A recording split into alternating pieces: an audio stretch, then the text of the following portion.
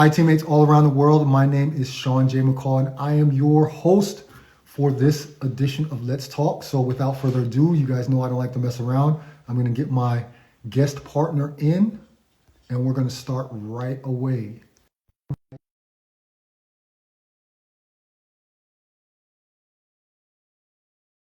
So, get my thing down a little bit. There we go. There he is, the man of the hour. So let me What's up, Sean? green. Okay, Rupert, nice to have you on. I appreciate you coming on. Can you give me give the people out there a very brief introduction to who you are, and then we're going to get right to the questions. I got a couple good ones right off the bat. Right, so I'm the man who saw you first time in the mid of the 2000s. It was in where I'm from Thüringen, and there used to be a tournament on the 1st of May every year. Yeah. I think it's 3-on-3 tournament in a really small city called Artan. It was a big tournament, and for some reason they always had pros on from MBC and from Jena. And you've been there, and I think you are one of the two people I remembered. It's you, and it was Robert Cardenas, because he had jersey number 96, and I just somehow remember that fact. That was just a crazy number. Okay, now give me your name and what do you do? My name is Rupert Fabig, and journalist for Hamburger Abendblatt, and I'm a sports journalist. Okay, good.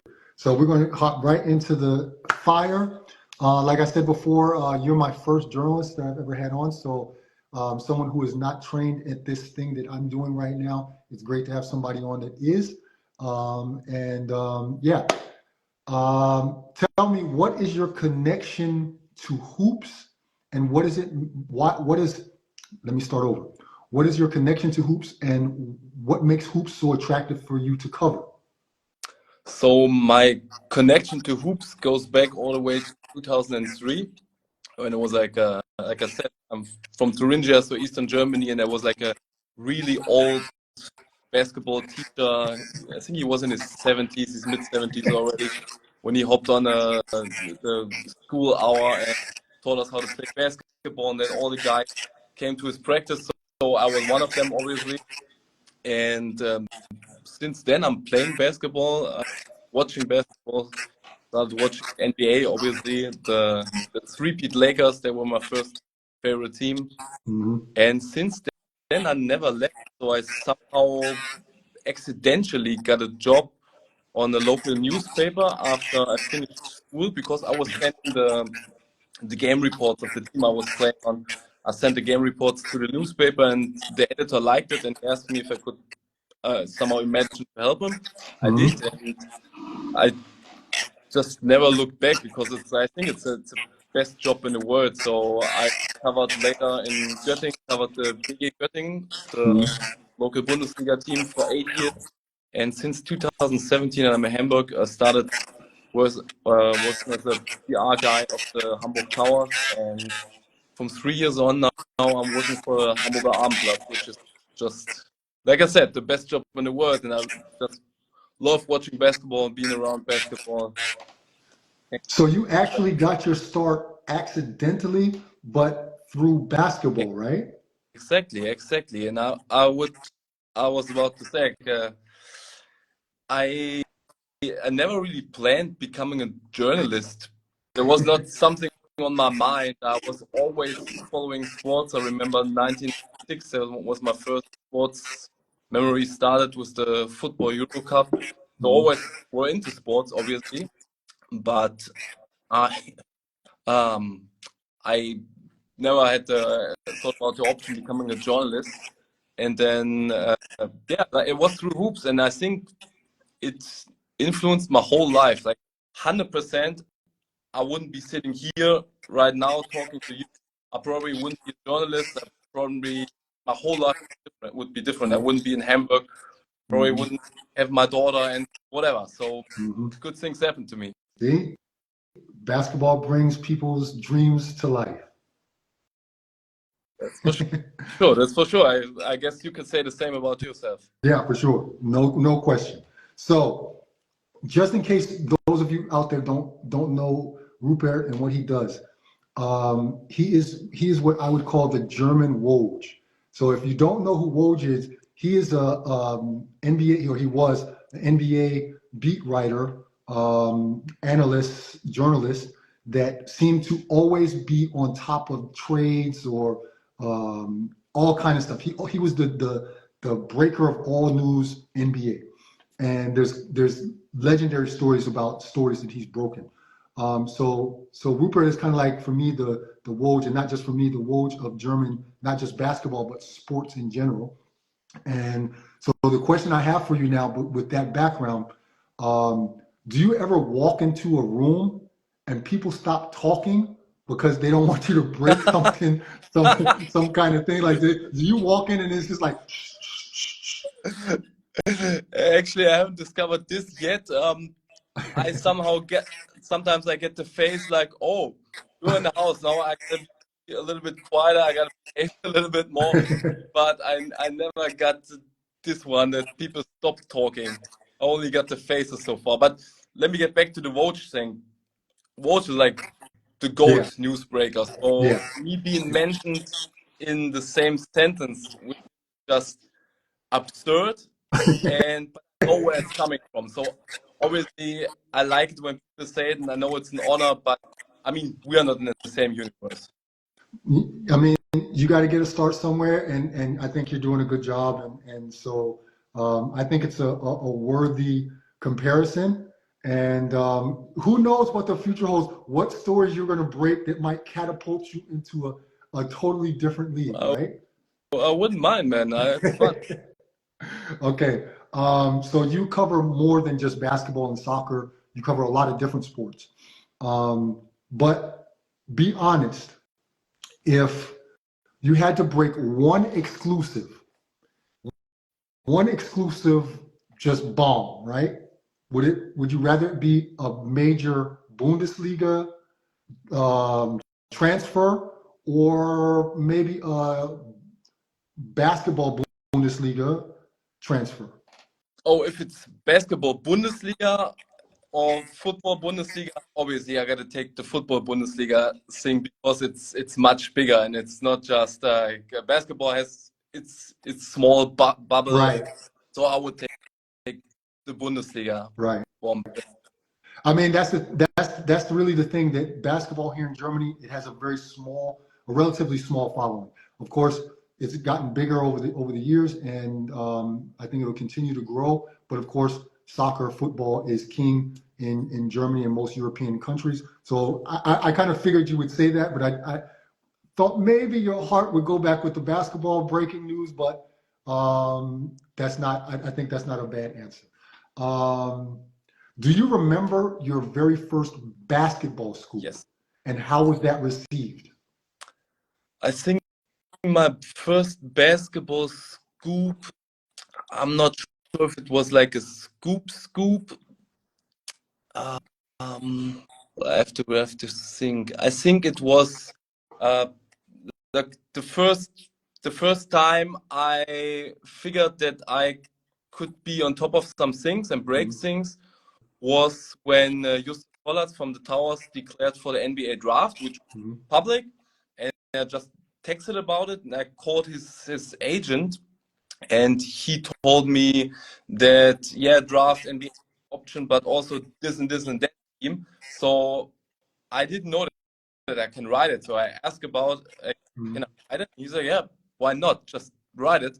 And I reported it. And then because it was a Serbian team in the mix, and then all the people from Serbia just jumped on my Twitter and asked Right. questions. And it was a cool feeling. And I think it was followed by, so it wasn't really, um, in Germany, it wasn't really big because basketball, like I said, is such a small bubble, but it was in Serbia for some Mhm. reason.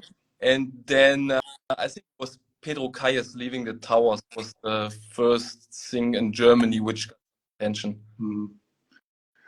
It's crazy that you say, like, in Serbia, it kind of took off because the little videos that I do and stuff like that. If one of them goes viral, it's like a hit in Serbia. It's a hit in somewhere in the Balkan country, like that's when my views and everything goes up is because they're just so basketball crazy, right? It's So Serbia, Greece, Turkey. yeah, Those are the big yeah. markets. Um, if your editor came to you today and said you have to choose one sport to cover for the rest of your life, what sport are you taking? And let's say all things are considered equal. Basketball has the same reach as soccer, Okay. everything. Tennis has the same reach. Let's say all Yeah. things are considered equal. Just what would you like to cover for the rest of your life?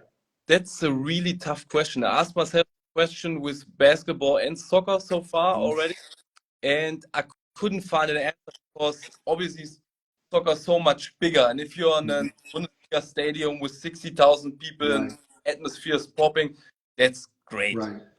Obviously, I come from basketball, so I also enjoyed a lot covering about basketball. Bundesliga, yeah, 3,000 people in the arena, it's kind of different, but still, I know most of them. Fun being around. Right. And I've been at the Olympics last summer, which was by far the best experience of my whole life. And wow, but if it's all equal, then I would slightly go to basketball. Okay, I was definitely going to kick you off the live if you would have said that. No. So you lived to survive a couple more questions. Okay, so let's get back to the German Woj. Okay, do you have people that text you stuff like at 3 o'clock in the morning, or are you more the type, hey, let's go for a coffee, and then you kind of find stuff out? Actually, both. The let's go for coffee depends on when people are nearby. So people come to Hamburg, then I make sure to go for coffee with them or go for dinner or lunch.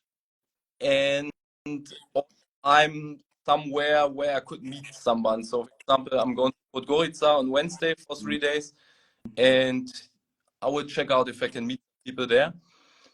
But also, I got text messages at 3 in the morning or just regular during the day. And what is it? What is it like? How would one imagine like someone texts you, and then do you try to like maybe find out if it's true or not, or do you go by the word of the person that's texting, depending on who It it is? definitely depends. So, if it's someone who I can trust, and there's some people I can trust already, then I can just report it. There are, I say, 5 to 10 people I trust, 100%. If they tell me, then it's right. Right. Also, if it's like a first-hand information, if it's the player himself who's telling me, I guess he's not gonna lie where he's going. Right? But other than that, I have to check it. Try to check with the club, the player, other players, journalists, agents. So could be everybody. It's tough when I don't really have a connection to the guy. Then sometimes I check Instagram, see if we have mutual friends, and then I can ask them, or I can check out if I know someone from his club or know a journalist of his country. But the good thing is if someone is texting me who I can really trust. What's the weirdest or most unexpected scoop that you've ever gotten? I'd say the weirdest because I completely misunderstood how big it was. It was Kristaps Porzingis missing the World Cup. Yeah. I remember I was it was like 10 days before the World Cup somehow. I was in Berlin, had a game against Canada. I was in a restaurant out of the Uber arena, and then a guy from Latvia, he texted me, "Hey, Kristaps Porzingis is going to miss the World Cup, 100%. Trust me." And I was like, "Okay, just let's tweet it." And Porzingis is injured anyway, so that's no big surprise that he's missing the World Cup. And like my small German account won't get any attention anyway.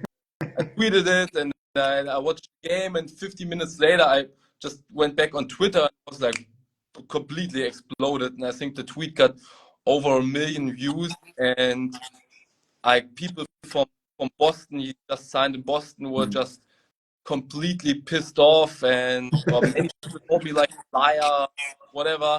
And even the Latvian Basketball Federation, next day they posted a video on Instagram for Zingis playing basketball, which I found out later was an old video, and they had a press conference to say that this is fake news, and then a week later they announced that was indeed missing the World Cup. So that was probably the most obscure and fun one. Okay, so now you've got the Latvian national team, the federation and stuff saying no, it's not true, it's not true. Did you for once think? Yeah, Ooh. definitely.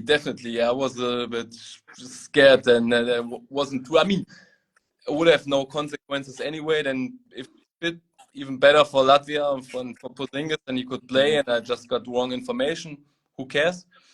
But yeah, I was definitely a little bit shaky at some point. I asked the journalist again, and he told me like 100% he knows it firsthand, and it's old videos they're posting, and it's for sure it's true. And then I saw even some Latvian players players from the national team liking my post. So I was about They knew, yeah, they knew. No. Have you ever what's the word I'm looking for?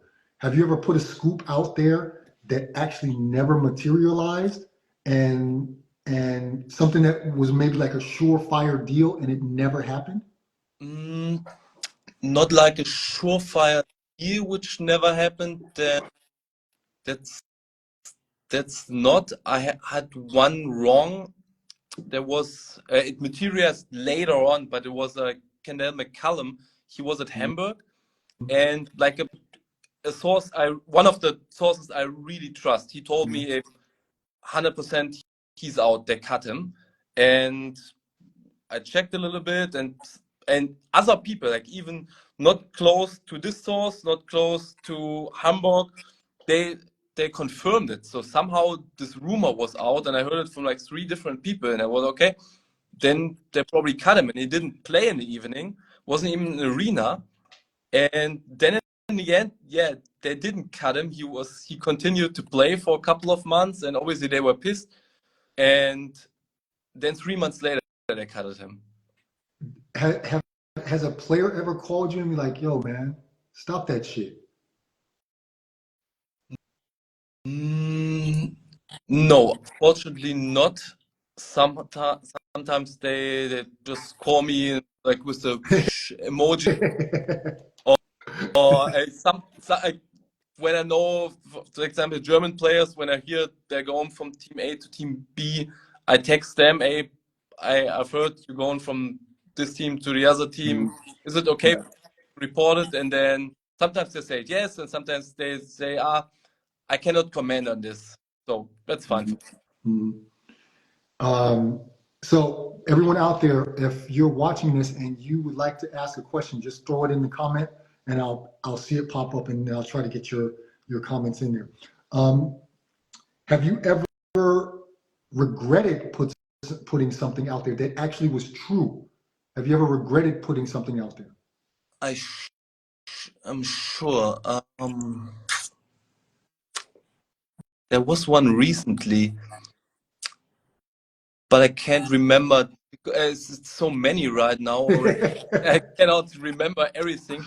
But yes, I had, because I remember the emotion, the feeling.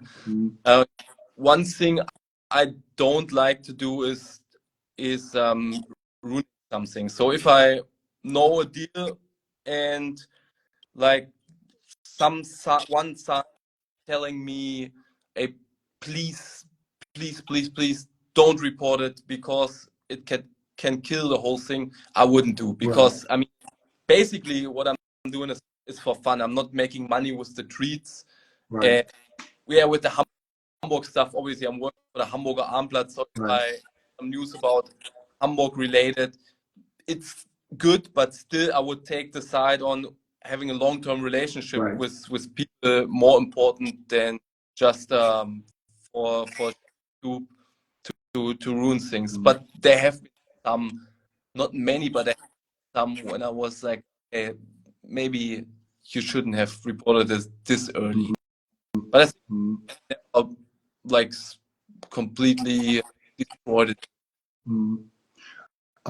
So talking a little bit about what you do in Hamburg. So you cover a lot of the Hamburg sports in a lot with Hamburg soccer. So with HSV, I'm HS, St. Pauli. We have St. four Pauli, guys for HSV and right? for St. Pauli. And so I know you're at a lot of games and you get to watch those games.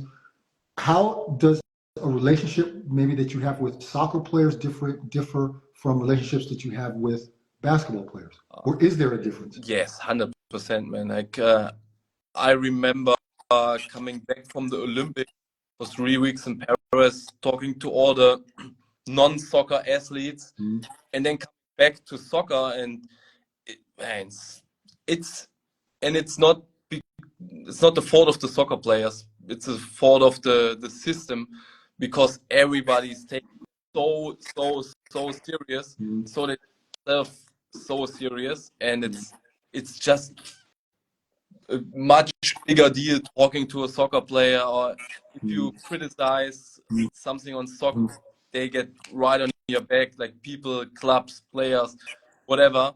And if you're talking to like a general Olympic athlete, they are so much more down to earth and communicative.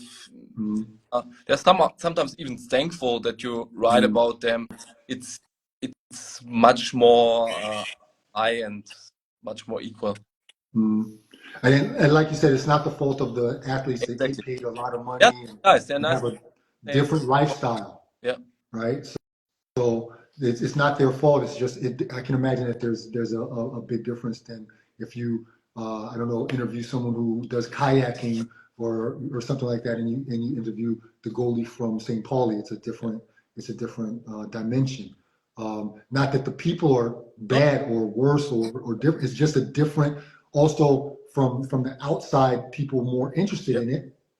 So of course, then your tweets might get more attention, things like that. So yeah. You mentioned before about the Olympics and how that was a crazy experience. How many different sports did you cover, first of all, during the Olympics? And what was your most memorable memory from covering the Olympics? So I don't know how many sports I covered. I wasn't there to cover like a specific sport. Obviously, the basketball games in Paris, I went to some of them, and I went to a lot of beach volleyball games because our duo from Hamburg, they went far in the tournament, won the silver medal. So I was very often, which was fun because the stadium, the beach volleyball stadium, I don't know if you remember, it was like amazing right before the Eiffel Tower. And I even sometimes in the evening when I was done by 10 p.m., I walked by the beach volleyball stadium just to sit there and watch volleyball for another hour. But I don't know how many sports I've covered. I was there for the stories. I always looked for the best stories. They usually I saw like 2 sports a day, and like I was there. I was at beach volleyball once because there was a guy from the Netherlands. He was in prison because he had I heard sex with about that. young age girls. But Right. I want to write about this and comment on it. I went to judo because I was talking to Israeli athletes how it is to compete at the Olympics during wartime. I always try to go for the good stories. The most memorable I have a top 3. Number 3 is the 3x3 gold medal of our girls. Yeah. There was like the only event I was completely lost that I'm neutral. I was just sitting on the reporter's place, just shouting. I was like so excited about the whole. Then number 2, I would say Teddy Renier, the judoka, Judo. guy flame, which is like a huge honor. He did it as an active athlete, and I was there for his gold medal during the whole day, and you could feel it in the arena that this is the most important medal for whole France, and like touch the emotions, and he's such a beast. He's just a giant, and when he won it finally, there was like a eruption of emotion. Number one, I would say Djokovic winning Olympic gold, because he's such a legend. He's one of the, I say, top 10 athletes, period, ever. And the Olympic gold medal was the last thing missing, and I was there seeing him completing his sport, basically, and going up to the sports nirvana, and that moment was so huge. But overall, like, just walking around Paris for 3 weeks was like, the atmosphere was like a big Olympic village every time, and it was like the greatest 3 week period of my life. How does your editor come and say, "Hey, you're going to cover Olympics"? How did you know that you were going to go? So I think a lot of it, I mean, you can work for stuff, but a lot of it depends on luck and being at the right place at the right time. Yeah, in Hamburg, we had a guy who covered Olympics forever, and he left the newspaper, really great guy, newspaper, to do a different job. So there was like an opening for Olympics, and I have another old guy already, but great guy. He's still being around.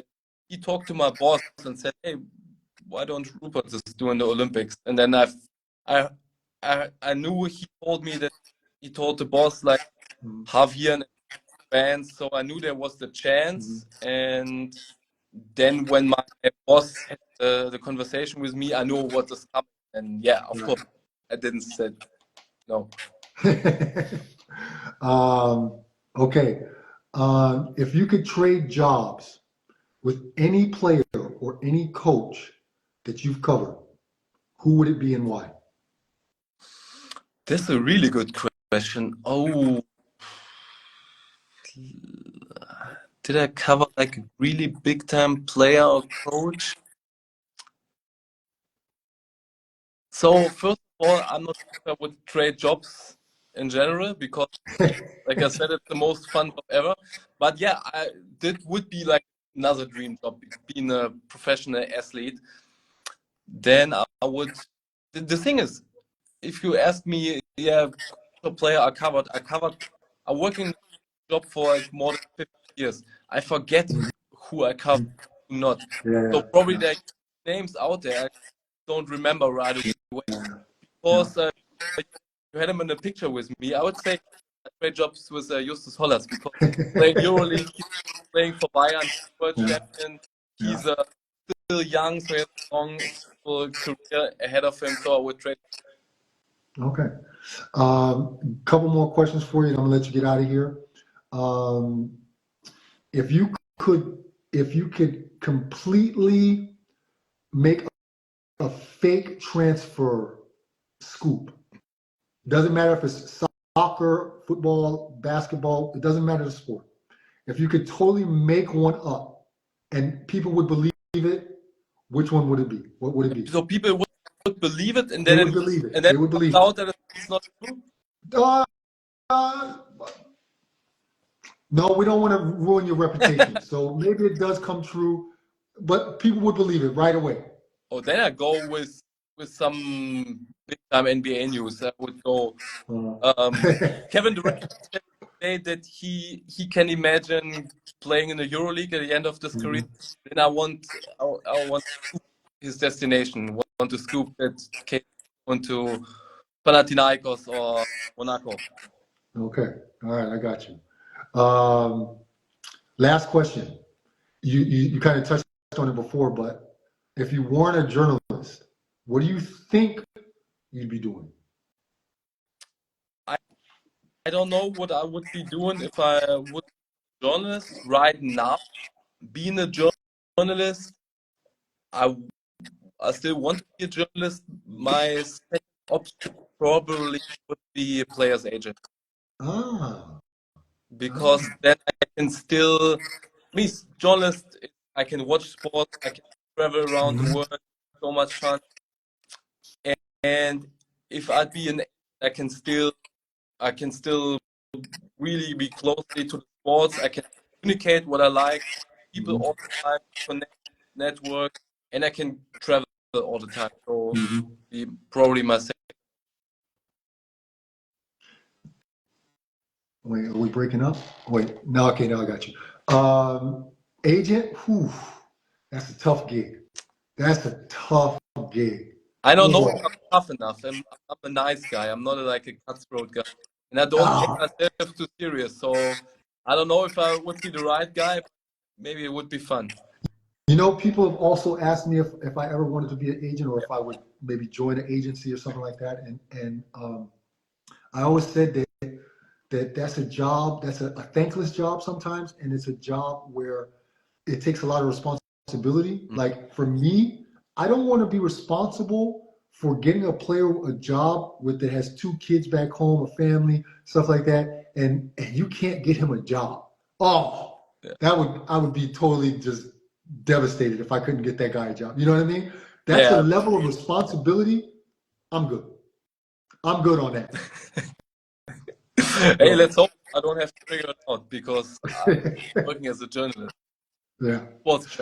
I got one more question. So you also cover a lot of BBL stuff. You do some freelance stuff for German magazines. You do podcast work and stuff like that. What area of journalism do you like the most? The print, the visual media, or maybe the podcasting? Kind of that. What do you like the most? The print, 100%. Like Really? actually, yeah, I like. It's not like I like writing, but I like having written, Mm-hmm. especially if I wrote like a text I'm pleased with. Mm-hmm. And and I'm not like the most proud guy.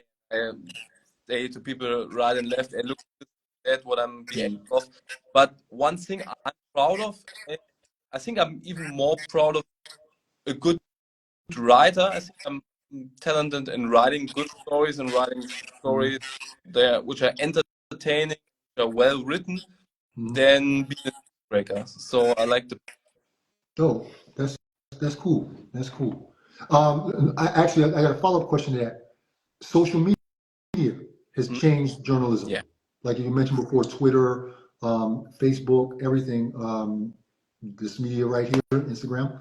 Um, how much has that changed what you do from when you started till now? How big of an influence has social media taken in your job?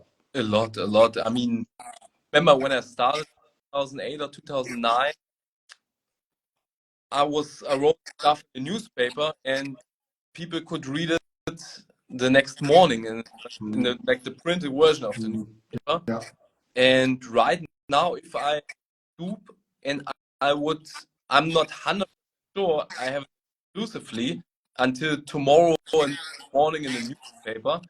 There's no way I would like tweet about it or Mm, wherever because mm, people wouldn't notice that. And the good thing is that you got a bigger audience. Back then, people who bought the local newspaper could read it, and right now, like the world can see it. right. It makes things. It definitely changed things. It speeds up journalism because sometimes it's more. It feels like it's more about quick than being correct, which is Mm, not the best thing for sure, mm, and it increases the pressure, I would say, but also it increases the audience and probably it somehow increases the what players and people and journalists maybe generate also on the financial side, which is not like my biggest motivation, but still I'd mm. say so. Yeah, yeah, I agree. I mean, everything is in real time. Yes, yeah, 100%. It's Like in real time. like you mentioned Woj, like he wouldn't have become Woj without social media. That's true. That's true. That's true. So, my guy, That's it for me, man. That's all I got for you. Now I've come to the part of the interview where I would like for you to give me a recommendation for somebody that you think would be interesting to come on my platform and tell their story. So now you can nominate someone. It can be anybody. It can be a journalist. It can be a player. It can be a GM. It can be a fan. Somebody you think would have a good story and would like to come on. The only point is you have to help me get this person if I don't already know them. Okay. Okay. So there are many good people. So I'm a journalist, so I wouldn't nominate another journalist. Henry Or we have says Mo a guy. Wagner. Yeah, I can connect to Moritz Wagner, unfortunately. I will ask you this, Holland. Yeah, Yeah. I've never interviewed a world Yeah. world champion, so that would be a premiere. So it's good that I tagged him on this as well on the promo as well. So yeah, then you got to hit him up. I will hit him up as well and let him know that look in his spam because I'm sure my message will not go through. And we'll try to have him on at some point. And yeah, man, I appreciate you. You actually did a piece with me for your thing that where I contribute a little bit of insight. So I appreciated that as well. So you know, if there's anything I can do for you, and if I ever hear any scoops, I'll let you Let know. me know. And no, I appreciate you coming on and telling your story, man. And keep doing what you're doing. I think you're doing a great job and covering all sports. I think it's dope that you cover not just one Oh, sport, but all sports. You give them all a chance. So I think that's really dope. And keep doing what you're doing, man. And yeah, I mean, I'll see you soon anyway. We'll in some gym. We'll run across each other live. Sean, thanks a lot. So, like I said in the beginning, it's so cool and so much fun. I think it was like probably 20 years ago I saw you the first time. Back then, I got to know who you are. You have no idea who I am. And 20 years later, we're sitting here talking in such a nice way, and I I like your content, like your Thank you. personality. Thank you Thank so you. much for having Thank you. No problem, man. Get up out of here. Have a good evening, man. me. You too, and also the listeners. Thanks. So everybody, so again, I am so happy with all my guests. I got like the best like sidekick job ever, especially for someone who's not trained in this. And I love having these guests on from different backgrounds. And, Woj, you can get out of here, man. You don't have to sit there and look like Okay, then I'm du out of kannst here. schon abhauen. Du kannst schon abhauen. Bye bye. And yeah, so I'm just like really pleased that I can get people from all different kinds of backgrounds to come on and explain their journeys, their stories. And thank you all for watching, whether you were here for the just 1 minute or for the 38 minutes that I've been on now. Please come back. I might have another one on Wednesday. It's still up in the air if that happens. But in any case, if I don't have it on Wednesday, I'll definitely have another one next week that I'm looking forward to as well. So keep your eyes out on my page. Other than that, that's it from me. I got nothing else to say. So hold it out.